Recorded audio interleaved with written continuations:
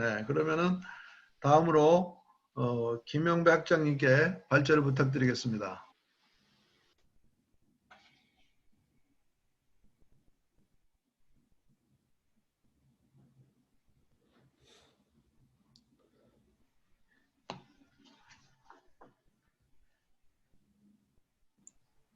안녕하세요. 카이스트 경영대학의 김영배 교수입니다. 제가 그 코로나19와 MBA 교육 혁신, 카이스트 경영대학 사례를 중심으로 이렇게 준비를 했는데요.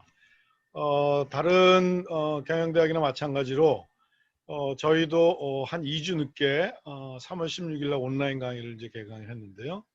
줌하고 그 다음에 저희는 KLMS라고 강의 온라인 시스템이 있는데 거기에다가 강의 자료를 녹화해서 올리는 방식으로 개강을 했습니다. 그런데 이제 학생들이 대면 강의, 오프라인 강의에 대한 요구가 굉장히 강해서 5월 11일서부터 온라인하고 오프라인 병행 강의를 시작했는데요. 생각보다는 오프라인 강의에 참여한 학생들이 이렇게 많지 않았습니다. 그때 이제 이태원에서 확진자들이 많이 일어나고 그런 때하고 이제 맞춰져서 그랬던 것 같은데요. 근데 사실은 어쩔 수 없이 많은 교수님들이 그리고 학생들이 온라인으로 이제 강의를 듣게 됐는데 저희가 보니까 봄학기 강의가 다 끝나고 난 다음에 강의 평가를 보니까 예년하고 강의 평가 수치가 큰 차이가 없었어요. 그런데 젊은 교수님들의 강의 평가가 시니어 교수님들의 강의 평가보다 평균적으로 좀 더 높았던 것 같아요. 특히 그 젊은 교수님들은 굉장히 다양한 소프트웨어나 하드웨어 툴들을 이용해서 학생들한테 좀 효과적인 강의를 했던 것 같고요. 그래서 저희가 중간에 오히려 주니어 교수님들이 시니어 교수님들한테 온라인 강의에 대한 여러 가지 티핑 같은 것들을 해주는 그런 리버스 멘토링 하는 세션을 갖기도 했었습니다. 아까도 말씀드렸지만 그 강의 평가가 예년과 별 차이가 없었는데요. 저희가 학기가 끝나고 난 다음에 교수님들하고 학생들을 대상으로 해서 서베이를 했는데 유일한 긍정적인 효과라고 할까요? 그거는 온라인 강의에 대한 그 거부감이 교수님들한테도 그렇고 학생들한테도 그렇고 많이 낮아진 것 같아요. 그리고 의외로 온라인 강의에 대한 장점들을 이제 많이 인식하게 됐는데 실제로 가장 어려운 점은 뭐냐면 온라인 강의하고 오프라인 강의를 병행하는 데 있어서 가장 어려움을 많이 겪었던 것 같습니다. 여기는 이제 기술적인 문제들도 많은데요.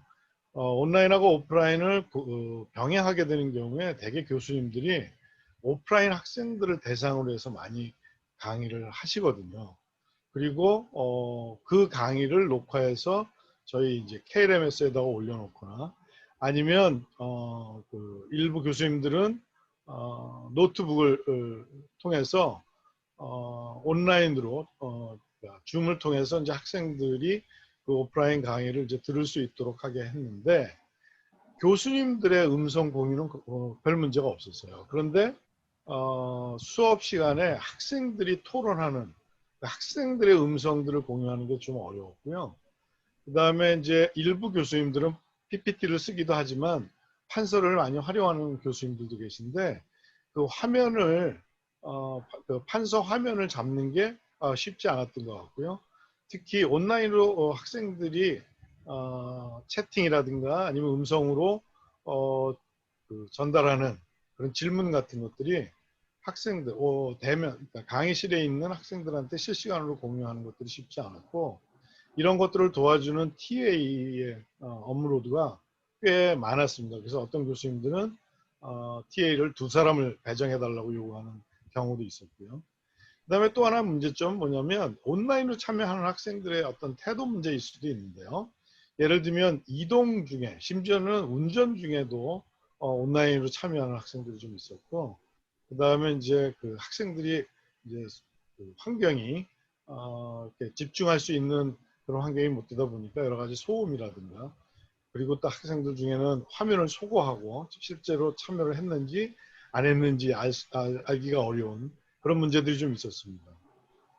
그래서 온라인하고 오프라인하고 대면 그러니까 병행을 했을 때 온라인으로만 참여하는 학생들의 불만들이 꽤 있었던 것 같고요.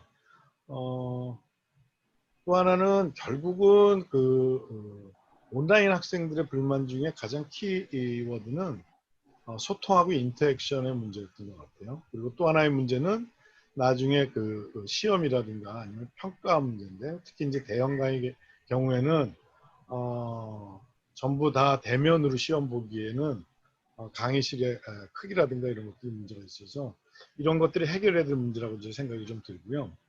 그래서 저희가 이번 여름 방학 동안에 가을 학기를 위해서 여러 가지 TF를 만들어서 토론도 하고 문제 이러는데요. 나온 아이디어 몇 가지가 강의 관련 블록을 몇 개로 이제 나눴습니다. 그래서 온오프라인 토론을 하는 데 있어서 아무래도 학생들의 발언들을 온라인 학생들한테도 잘 전달할 수 있으려면 강의실에 빔포밍 마이크 같은 그런 마이크 시설들을 좀 더 강화해야 된다든가, 그리고 화상이나 아니면 녹화 장비들을 좀 더 개선해야 될 텐데, 저희가 가지고 있는 고민이 뭐냐면 저희가 가지고 있는 문제를 모두 해결할 수 있는 그런 솔루션들은 아직 나와 있는 것 같지 않아요. 그리고 이제 이번 코로나 바이러스 때문에 에듀텍 회사에서 많은 그런 하드웨어나 아니면 소프트웨어들을 개발하고 있는 것 같은데요. 아직 솔루션도 완벽하지 않고 아직 비용도 그렇게 어포더블한 것 같지는 않습니다. 아까 김종우 교수님도 말씀하셨지만 코딩이나 실습 과목 같은 것들은 온라인으로도 충분히 가능한 것 같고요. 온라인 판서는 아이패드 같은 것들을 이용해서 하는 방법들을 저희들이 찾고 있습니다. 그 다음에 중요한 게 아까 커뮤니케이션하고 인터랙션이라고 그랬는데요. 그런 상담 관련 그런 시간들을 좀 늘리는 게 중요할 것 같아요. 그래서 온라인 오피스 아워라든가 아니면 그룹 카톡방이라든가, 그리고 이제 슬랙 같은 것들을 이용해서 Q&A 운영을 하는 것들이 필요할 거라고 생각이 듭니다. 그 다음에 이제 평가 방법인데요. 과연 MBA에 있어서 시험을 보고 평가를 하는 것이 맞느냐 하는 것에 대한 얘기들이 되게 많은데, 어떤 형태든지 평가를 해야 된다고 하면 제일 쉬운 방법이 오프라인으로 시험을 보는 거고요. 아니면 테이크홈 exam일 텐데, 과목에 따라서는 프로젝트에 대한 발표들을 하게 되는데요. 이 경우에도 개인하고 그룹하고 공정하게 시간을 나눠주는 그런 문제 같은 것들이 좀 이슈가 되고 있고요. 그 다음에 이제 온라인으로 필기 시험을 보는 경우에 어떻게 공정성을 담보할 것인가 하는 건데요. 그래서 이제 똑같은 문제를 똑같이 주는 경우에 여러 가지 치팅이나 이런 문제들이 있어서, 예를 들어서 필기형 같은 경우에는 문제를 한꺼번에 주는 게 아니라 한 문제씩 한 3분이나 5분쯤 답변을 하는 시간을 주고 그 다음에 또 다른 문제를 내고 뭐 이렇게 하는 방법이 있거나, 그 다음에 멀티플 초이스 같은 경우에는 랜덤하게 학생들한테 문제를 준다든가, 그리고 이제 아까 얘기한 프로젝트를 이제 발표를 하게 한다든가 아니면 오럴 테스트를 하는 경우에도 무작위를 선택해서 하는 그런 방법들을 우리가 추진하고 있습니다. 이 공정성 문제는 학생들이 온라인으로 시험을 볼 때 해결하기에는 여러 가지 기술적인 문제들도 굉장히 많은데요. 저희가 하는 방법 중에 하나는 모든 학생들이 언어 코드라는 데 사인을 하게 했습니다. 그래서 정직하게 시험을 보는 것에 대해서 모든 학생들이 이제 사인을 하면 좀 낫지 않을까, 이제 그런 생각을 저희들이 지금 하고 있고요. 이번 기회에 저희가 온라인 MBA 프로그램들을 벤치마킹을 좀 했습니다. 여기 보면 파이낸셜 타임즈라든가 US 뉴스 같은 데서 베스트 온라인 MBA 프로그램들을 나왔는데요. 저희가 벤치마킹한 학교들은 인디애나 대학의 켈리 스쿨 오브 비즈니스하고, 그 다음에 노스캐롤라이나 대학의 온라인 MBA 프로그램, 그리고 영국의 유니버시티 워윅의 디스턴스 러닝 MBA 프로그램, 그리고 카네기 멜론의 파트타임 온라인 MBA 프로그램도 저희가 좀 봤는데요. 생각보다 온라인 MBA 프로그램의 튜이션이 꽤 높았습니다. 카네기 멜론 같은 경우에는 오프라인하고 온라인하고 튜이션 레벨의 차이가 없었고요. 좀 낮추긴 했지만 되게 그래도 70% 이상의 튜이션들을 부과하는 걸 볼 수 있고요. 대신 커리큘럼은 굉장히 플렉서블한 것 같아요. 그래서 이 풀타임 오프라인 풀타임 MBA보다는 플렉서블하게 2년에서 한 4년 정도를 수강할 수 있게 해놓고요. 그 다음에 렉처는 자기네 고유한 온라인 플랫폼을 이용한 그런 렉처도 있고 아니면 줌 같은 플랫폼을 이용한 렉처들도 있는 것 같고요.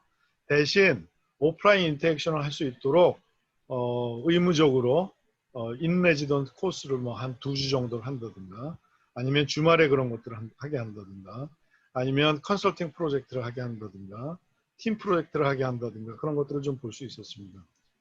그리고 아까도 말씀드린 것처럼 이 학교는 온라인 인터랙션 할 수 있는 자기 나름대로의 인하우스 플랫폼들을 가지고 있는 것 같아요. 저희도 이제는 코로나 바이러스가 지나간다 하더라도 온라인 교육이 MBA 교육에 있어서 중요한 컴포넌트가 될 거라고 생각이 들어요. 심지어는 지금 이제 정부에서도 100% 온라인 MBA도 가능할 수 있도록 규제가 완화됐습니다. 지금 우리나라에서는 사이버 대학의 온라인 MBA뿐만 아니라 제가 알고 있기로는 성대 경영전문대학의 IMBA 프로그램이 100% 온라인 MBA하고 가장 가까운 프로그램으로 알고 있는데요. 그래서 이제 앞으로는 온라인 MBA 프로그램이 많이 늘어나지 않을까 그렇게 예상하고 있고요. 그렇지만 저희들 생각에는 온라인하고 오프라인을 어떻게 최적으로 블렌딩 할 것인가 그게 앞으로 MBA 교육에 있어서 가장 관건이 되지 않을까 그런 생각이 드는데요. 렉처는 아마 온라인으로 점점 더 가게 되지 않을까 그렇게 예상을 하고 있고 대신 대면 교육을 할 때 어떻게 하면 그 경험을 최적화할 것인가 그게 굉장히 중요한 이슈일 것 같습니다. 그래서 대면 교육을 통해서 케이스 디스커션 같은 것들을 어떻게 더 활발하게 할 것인가 그 다음에 엑스트라 커리큘럼 액티비티 같은 것들을 통해서 어떻게 하면 우리 학생들 간에 그리고 학생과 교수 간의 네트워크들을 좀 더 인텐시브하게 할 것인가 하는 것들이 이제 이슈가 될 거고요. 아마 액션 러닝 프로젝트 같은 것들이 그 대안이 되지 않을까 이런 생각이 드는데 제가 말레이시아에 있는 아시아 스쿨 오브 비즈니스 사례를 하나 잠깐 좀 드리겠습니다. 이 MBA 프로그램은 2016년도부터 시작을 했는데요. 말레이시아 중앙은행의 전폭적인 지원으로 시작한 걸로 알고 있습니다. 20개월이고요. 5학기 풀타임 MBA 프로그램인데 미국 달러로 계산을 해도 꽤 비싼 등록금을 받고 있어요. 근데 그런 이유가 좀 있는데요. 여기 아래에 여기 이 5개 세메스터를 보시면 여기 붉은색으로 되어 있는 게 있는데요. 이게 액션 러닝 프로젝트를 하는 시기입니다. 그러니까 한 학기에 한 번만 하는 것도 아니고 많은 경우에는 3번을 나눠서 하기도 하고요. 아니면 서머 세메스터 같은 경우에는 아예 통째로 액션 러닝 프로젝트를 하게 되는데 여기에는 26개 나라에 142개 기업이 참가를 하고 있고 2020년 여름을 기준으로 해서 약 누적적으로 277개 프로젝트가 이제 가동이 되고 있는 것 같아요. 그래서 제가 알고 있기로는 그 아시아 스쿨 오브 비즈니스의 이 액션 러닝 프로젝트 이게 실제 기업의 문제를 프로젝트로 이제 해결하는 거거든요. 그래서 각 기업을 돌아다니면서 그런 프로젝트를 발굴하는 디렉터가 따로 있는 걸로 알고 있습니다. 한국도 제가 알기로는 KT가 참여한 걸로 지금 알고 있고요. 그 다음에 이 학교가 MIT 슬론 스쿨하고 MOU를 맺어서 4주 동안에는 또 거기 가서 교육을 받고 서티피케이트를 받고 있는 걸로 알고 있습니다. 그 다음에 이제 엔터프렌십을 많이 강조해서 맨 마지막 학기에 보면 자기가 생각하는 프로덕트 디벨롭먼트 하는 그런 학기가 따로 있는데요. 제가 사실은 코로나 바이러스 때문에 이 액션 러닝 프로젝트가 실제로 온사이트에서 일어나기가 쉽지 않아서 어떻게 됐는지 이메일을 보냈는데 아직 답변을 못 받았습니다. 나중에라도 기회가 되면 어떻게 아시아 스쿨 오브 비즈니스에서 그 문제를 해결했는지 공유하도록 하겠습니다. 근데 이런 것들을 하기 위해서는 강의 시설이나 인프라도 굉장히 많이 바뀌어야 될 것 같고요. 학기 운영 방식도 굉장히 플렉서블해져야 될 것 같고 앞으로 이런 산업협력 방식 같은 것들도 지금보다는 훨씬 더 강화된 형태로 되어야 될 것 같습니다. 또 하나는 이런 하드웨어나 엑스트라 커리큘럼 액티비티뿐만 아니라 교수님들의 강의 컨텐츠도 좀 많이 바뀌어야 될 것 같은데요. 아까도 말씀드렸지만 전문 교수님들은 자기가 가는 강의 컨텐츠들을 이제 많이 이제 바꾸고 새로운 것들을 개발을 하고 있는데 시니어 교수님들이 여기에 참여하는 것이 관건이 될 것 같습니다. 그리고 이제 여기에는 나와 있지는 않지만 이그제큐티브 프로그램도 저희 카이스트 경영대학에서는 중요한 프로그램 중에 하나인데요. 지난 봄학기에 경영자 과정, 그러니까 오픈 인롤먼트 하는 그 최고 경영자 과정은 저희들은 운영을 하지 못했습니다. 처음에는 한 2주 정도 온라인으로 하다가 반응이 좋으면 계속 온라인으로 경영자 과정을 하려고 했는데 참여하시는 그 경영자분들께서 그 네트워크의 중요성들을 계속 강조를 하셨고 그래서 가을로 저희가 연기를 하게 됐습니다. 아무래도 최고 경영자 과정 같은 경우는 거기 참여하시는 경영자분들 간의 네트워크들이 중요해서 온라인으로 하는 것은 좀 한계가 있는 것 같고요. 대신 기업체 경영교육은 저희 가을에 한 2개 프로그램 정도를 온라인으로 하는 걸 지금 준비 중에 있습니다. 그래서 별 변화가 이상이 없으면 9월에는 한 2개 프로그램 정도를 온라인으로 운영을 해볼 그런 계획을 가지고 있습니다. 이상 짧지만 카이스트 경영대학의 사례를 공유했습니다. 감사합니다. 네, 김 학장님 감사합니다. 한 6분 정도 초과됐지만 그 여러 가지 좋은 말씀해 주셨고 특히 제가 그 아까 말레이시아 대학도에서 느꼈습니다만은 앞으로 그 온라인과 오프라인의 그 블렌디드가 한 과목에서만 블렌디드가 아니라 예를 들면 4학기나 5학기에 걸친 과정 전체에 걸쳐서도 블렌딩이 되는 그런 아마 여러 가지 형태의 교육이 나오지 않을까 이런 생각을 했습니다. 네, 감사합니다. 그러면은 다음은 조영탁 대표님 부탁드리겠습니다. 아까 무슨 소리가 들렸죠? 그게 8분 됐을 때 나는 소리거든요. 그래서 8분 소리가 들리면 한 2, 3분 내로 정리해 주시면 감사하겠습니다. 조 대표님 부탁합니다. 네. 네네. 휴넷 조영탁입니다. 두 분 말씀 잘 들었고요.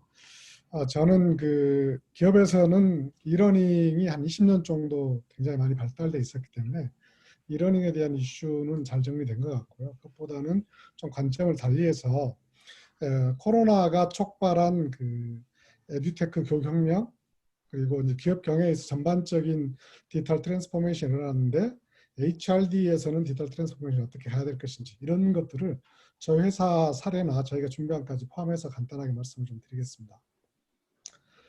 저 개인적으로 2016년 그러니까 2016년 2월 달에 클라우스 슈밥 회장이 4차 산업혁명을 말씀하셨고 알파고가 2016년 3월에 우리나라에 들어왔는데 마침 그때 저도 이제 위기감을 느껴서 미래에 대한 책을 하나 읽었습니다. 퓨처 스마트라는 책인데요. 그 책에 이제 이렇게 헤드라인 2030년에 신문에 이런 헤드라인 뉴스가 나올 것이다라고 이야기를 하는데 그걸 보고 충격을 받아서 제가 이제 준비를 많이 했는데요. 그 내용을 간단하게 말씀드리면 2030년에 전 세계 교육시장은 단 한 명의 로봇 강사가 교육시장 전체의 70%를 장악한다. 근데 이 로봇 강사는 뭐 경영학, 의학, 뭐 철학, 인문학 전 분야의 강의를 다 하고 100개국 언어로 150개국 있는 사람들한테 개인 맞춤형 강의를 다 해주고 100개국에서 150개국에서 100개국의 각 분야 사람들이 질문하면 실시간으로 거기에 맞춤 답변해준다. 이렇게 해서 제가 충격을 받아서 그때부터 이제 에듀테크, 소위 HRD 디지털 트랜스포메이션을 저희가 많이 준비를 해왔습니다. 근데 저희가 그래서 매년 한 100억 정도의 적지 않은 투자를 해서 나름대로 발전을 해왔는데 아무리 그 준비가 된다 하더라도 그걸 수용할 태세가 되어 있지 않으면 잘 안 바뀌는 거거든요. 기업체도 마찬가지로 지금까지 전통적으로 오프라인 교육이 한 80, 90%를 차지하고 있었고 온라인 교육이 한 10%를 차지하고 있었고요. 저희가 준비하고 있는 에테크나 디지털 트랜스포메이션을 받아들일 준비가 사실 잘 안 돼 있었습니다. 앤드류 그로브 인텔 회장께서 그런 말씀하셨다고 합니다. 파괴적 혁신이 일어나려면 그 일반 사람들이 그 기존 방식을 고수하는 저항력에 비해서 10배 정도의 어떤 파워가 있어야지 그 파괴적 혁신이 일어난다고 그런 얘기를 했었고요. 이번에 마침 그 사티아 나델라 그 MS 회장도 이런 비슷한 말씀하셨는데 평상시 같으면 2년 정도 걸릴 디지털 트랜스포메이션이 8주 만에 이루어졌다 이런 얘기를 했었고 맥킨 재장도 거의 유사한 말씀을 하셨습니다. 어쨌든지 이번에 이제 코로나가 기업 교육, 저는 기업 교육뿐만이 아니라 이게 모든 교육에도 같이 영향을 미친다고 그러는데 엄청난 그 혁명적인 변화를 가져오고 있습니다. 크게 이제 두 가지로 나눠볼 수가 있을 것 같은데요. 첫 번째는 이제 기업 교육 쪽에서 전통적으로 대부분을 차지하고 있던 오프라인 교육의 어떤 형태적인 변화가 많이 이루어지고 있습니다. 오프라인 교육도 기업 교육도 마찬가지로 교육 담당하는 임원들 그리고 오래된 부장님들 같은 경우에는 기본적으로 오프라인 교육이 너무 익숙하기 때문에 새로운 기술이나 방법을 받아들이지 않으려고 했었는데 올해 이제 1월 달에는 비수기고 2, 3, 4, 5, 6, 7 이렇게 한 5, 6개월 정도 교육을 못 하다 보니까 이분들이 교육 예산을 다 써야지만 내년에 또 예산을 수립할 수 있잖아요. 그래서 이제 어쩔 수 없이 변화를 강제적으로 하게 되는 것 같고요. 첫 번째 오프라인을 못 하게 되니까 이러닝의 수요가 되게 많이 늘어났습니다. 그래서 전통적으로 신입사원 온보딩 교육이라든지 계층 교육, 핵심 인재 교육 같은 것들은 오프라인으로만 한다고 생각했었는데 이런 것들을 온라인으로 해보면서 생각보다 온라인 교육이 효과성이 있구나라는 것들을 많이 깨닫게 됐고 자사의 고유한 교육 같은 것들을 온라인 콘텐츠로 많이 개발해서 또 많이 했습니다. 그리고 이제 대학교에서도 많이 하셨지만 줌 같은 걸 활용한 라이브로 많이 대체를 하고 있고요. 하반기에도 저는 라이브가 그 오프라인 교육의 절반 이상 라이브로 진행될 거라 보고 있는데 이거는 내년 말까지 예상되는 위드 코로나 시대에는 그렇게 갈 수밖에 없을 것 같고 내년 말이 지나면 라이브에 적합한 교육만 라이브로 진행될 것 같습니다. 버추얼 클래스로 해서 전 뭐 수백 명이 같이 하는 뭐 사장님 훈시 같은 그런 교육이라든지 또는 지역별로 떨어져 있어가지고 한 번에 만나기 어렵다든지 이런 교육들은 라이브로 해서 한 10% 정도 남지 않겠냐 생각을 하고 있고요. 교수님들이 많이 말씀하셨던 그 대세는 플립드 러닝이 될 것 같습니다. 그래서 사전 내용 학습은 온라인으로 많이 하고 오프라인 교육 효과를 높일 수 있는 뭐 실습, 토론, 발표 이런 것들은 오프라인으로 결합해서 하는 소위 블렌디드 플립 러닝이 굉장히 많아질 것 같고요. 그 다음에 요즘 그 비정형 학습으로 그 마이크로 러닝들을 많이 하고 있는데 이거는 이제 일하다가 필요하면 바로바로 찾아볼 수 있는 그래서 온디맨드 교육 측면에서 마이크로 러닝 컨텐츠가 굉장히 커질 거다 이렇게 보고 있습니다. 지금까지 그 형태적 측면 잠깐 말씀을 드렸고요. 보다 근본적으로는 이제 HRD 디지털 트랜스포메이션, 에이테크의 이제 큰 방향들이 있는데 오늘은 간단하게 한 3가지 정도만 말씀드리겠습니다. 첫 번째는 소위 우리가 이제 넷플릭스 같은 그런 영화들 보면 개인 맞춤형으로 추천을 많이 해주는데 앞으로 교육이 완전히 개인 맞춤형 교육으로 진화 발전할 것 같습니다. 인공지능이 데이터 분석하고 그 사람의 관심도, 그다음 하는 업무, 그다음에 커리어 골, 그다음에 같은 직종에 있는 하이 퍼포먼스들이 주로 어떤 교육을 듣는지 이런 것들을 맞춰가지고 이제 사이버 연수원들이 직원이 1000명이다 그러면 1000명한테 각각에 맞는 연수원들이 1000개가 제공될 수 있는 그런 인공지능 기반의 개인 맞춤형 교육 크리에이션이 발달될 것 같고요.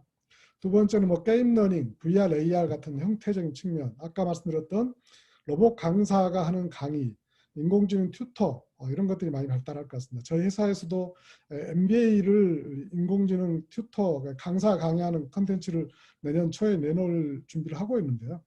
이게 이제 장점이 개인 맞춤형 강의 가능하고 실시간으로 필요할 때 들을 수가 있고 그리고 새로운 사례들이 나올 때마다 실시간 업데이트가 가능하다는 측면이 있고요.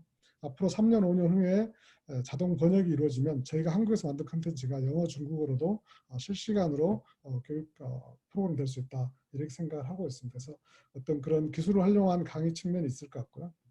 세 번째 측면 가장 중요한 거라 볼 수 있는데 기업 교육에서 교육의 목적은 어떤 내용을 이해하는 것도 중요하지만 그걸 실시간으로 활용해서 기업의 퍼포먼스에 기여하는 부분인데 그래서 이제 워크플로우 러닝 그래서 일과 학습의 결합 이런 얘기를 많이 합니다.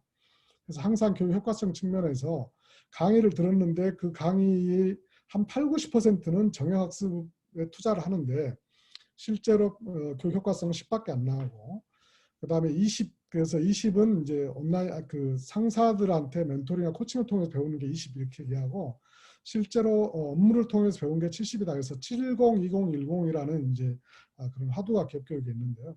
앞으로는 이제 과거에는 교육 투자는 많이 되는데 효과성이 낮았던 10 정형 교육보다는 워크플로우 러닝이 이제 굉장히 많아질 걸로 보고 있습니다. 그래서 아까 PBL 같은 것도 그런 케이스라고 저는 믿고 있고요. 굉장히 그 미래지향적인 내용 중에 예측학습이라는 게 얘가 있는데 한 사례를 들어보면 이런 겁니다. 어떤 내 밑에 있는 직장인이 그 친구가 보고서 쓴 거라든지 혹은 유튜브 찾아본 거라든지 신문 찾아본 거 이런 것들을 봐가지고 이 사람이 앞으로 3개월 이내에 조직 내 폭력 행위에 연루될 가능성이 80%다. 이걸 기계가 이제 알려주는 거죠. 그래서 상사한테 당신이 코칭을 할래? 아니면 회사에서 가지고 있는 이러닝 과정을 듣게 할래? 아니면 기계가 자동적으로 회사에 어떤 그런 폭력 행위에 대한 룰을 이렇게 보내줘가지고 못하게 경고를 하게 할까? 이런 것들을 기계가 알아서 자동적으로 이제 해준다는 거거든요. 그래서 이런 제가 아주 간단한 몇 가지 말씀드렸는데 앞으로 기업 교육에 있어서 개인 맞춤형 학습 그리고 인공지능 강사와 튜터 그리고 일과학습의 결합 이런 측면에서 소위 에이테크 디지털 트랜스포메이션이 굉장히 급격하게 발전할 거라 보고 있고요. 이런 부분들이 기업 교육뿐만이 아니라 대학에도 확산돼서 저는 교육 기술과 교육이 결합돼서 교육의 혁명적인 변화가 코로나로 인해서 촉발되는 그런 계기가 됐으면 좋겠다는 생각을 갖고 있습니다. 감사합니다. 네, 조 대표 감사합니다. 아까 그 개인 학습형 얘기하셨는데 이제 우리가 학습혁명의 가장 이상적인 모습이 그 개인별 맞춤형 학습이지 않습니까? 그런데 오늘인가 어저께 신문에 보니까는 이번에 대학에서 학생들 간의 그 학력 격차가 더 벌어졌다 그래요. 왜냐하면 자기 주도적으로 학습할 수 있는 사람들은 괜찮은데 수동적으로 학습했던 사람들은 이번에 더 못하게 돼서 오히려 학생들 간의 그 공부 수준, 학력 수준 이게 굉장히 격차가 벌어졌다 그러는데 이따가 추가로 말씀하실 때 실제로 우리나라나 휴네트에서 인공지능을 활용한 맞춤형 교육이 어느 정도 와 있는지 그거를 조금 더 설명해 주시기 바랍니다.